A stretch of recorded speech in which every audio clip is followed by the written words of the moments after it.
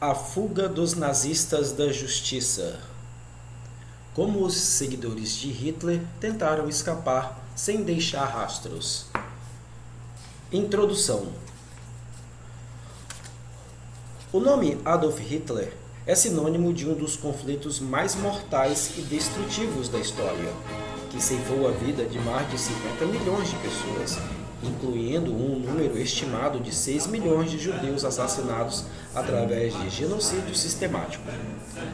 Pouco se sabe, com certeza, o que levou o filho de Clara e Alois Hitler, nascido em 20 de abril de 1889, um sábado de Páscoa tedioso e cinzento, a se transformar em um dos ditadores mais tirânicos e assassinos do mundo. Mas não há dúvida de que a Segunda Guerra Mundial foi a guerra de Hitler. Os planos de Hitler de estabelecer o Terceiro Reich ariano de 1000 anos foram postos em ação logo após sua nomeação como chanceler da Alemanha pelo presidente Hindenburg, em 30 de janeiro de 1933. Rapidamente consolidando o poder, ele se nomeou Führer, líder supremo, em 1934, e o caminho para a guerra tornou-se claro. O rearmamento começou em meados dos anos 30, antes do envio de suas tropas à Áustria, em 1938, e à Tchecoslováquia, no ano seguinte. Em agosto de 1939, Hitler e Joseph Stalin assinaram o Pacto de Não Agressão Germano-Soviético, e em 1º de setembro, a Alemanha invadiu a Polônia do Ocidente, com a ajuda soviética do Oriente. 2 dias mais tarde, a Grã-Bretanha e a França declararam guerra à Alemanha. Naturalmente, Hitler não agiu sozinho. Ele havia tomado o poder por meios diplomáticos, e suas opiniões geraram enorme e genuíno apoio, não só entre a poderosa classe de oficiais alemães, mas também entre milhares de cidadãos comuns que votaram no Partido Nazista. Ao unir os fios do pensamento de direita, já presentes na Alemanha, Hitler aumentou irresistivelmente sua popularidade. Para muitos historiadores, a chave de seu sucesso foi seu carisma, melhor ilustrado pelo poder inspirador de seus discursos que, muitas vezes, deixavam sua audiência enfeitiçada. Segundo a testemunha ocular Konrad Hayden, seus discursos são devaneios dessa alma de massa. Os discursos sempre começam com um profundo pessimismo e terminam em uma redenção exultante. Um final feliz triunfante, muitas vezes, podem ser refutados pela razão, mas seguem a lógica mais poderosa do subconsciente, que nenhuma refutação pode tocar.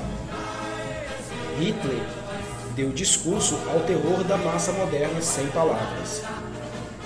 Esta é uma opinião confirmada por Sir Neville Henderson, embaixador britânico em Berlim, nos anos 30, que disse: Hitler devia seu sucesso da luta pelo poder ao fato de que ele era um reflexo da mente subconsciente deles, de seus compartilhários, e sua capacidade de expressar em palavras o que essa mente subconsciente sentia que queria.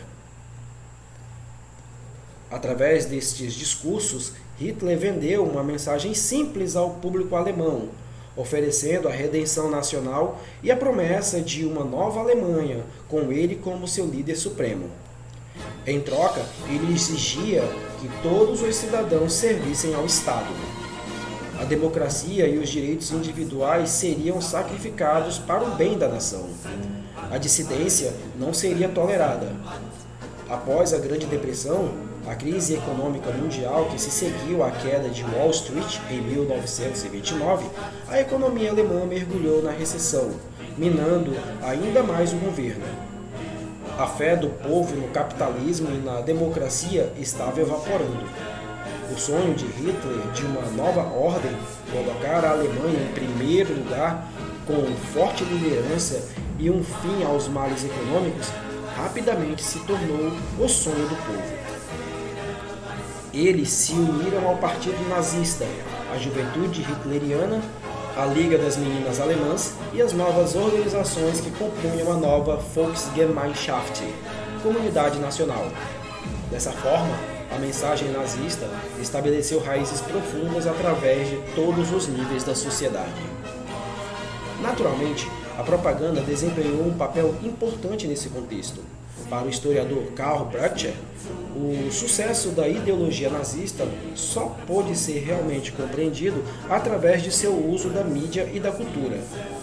Ele aponta para o uso de técnicas modernas de formação de opinião para criar um fenômeno psicológico verdadeiramente religioso, que o tornou tão poderoso.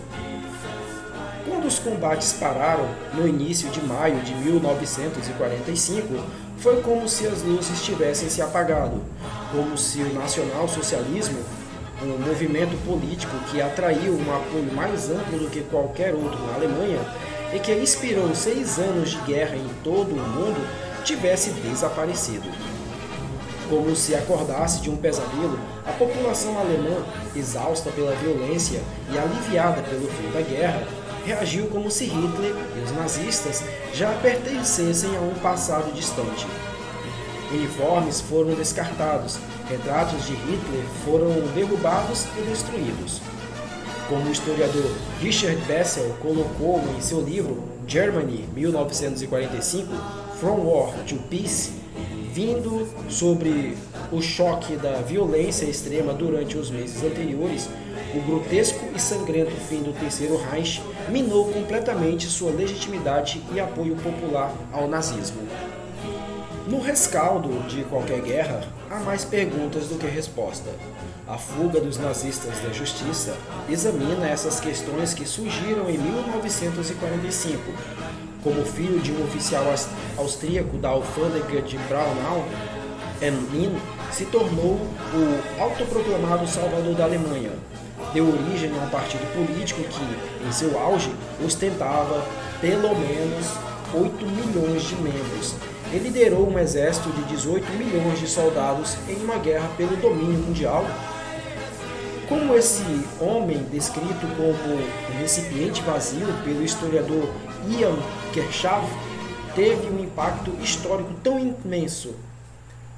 Como ele persuadiu cidadãos comuns a perpetrar crimes de guerra sistemáticos, massacres, estupros em massa, pilhagem, trabalhos forçados e prisioneiros de guerra e a matança genocida de judeus europeus, muitos dos quais morreram nos 42 mil campos nazistas. O livro também examina o que aconteceu com os nazistas que sobreviveram à guerra, particularmente os muitos milhares implicados em crimes de guerra. Quem deveria ser considerado responsável? Onde se poderia encontrar justiça? Como as punições foram feitas para se adequar aos crimes? Para onde foram todos os nazistas? Com o fim da Segunda Guerra Mundial, há mais de 75 anos, quaisquer nazistas que permaneçam nas listas de procurados estão na casa dos 90 anos.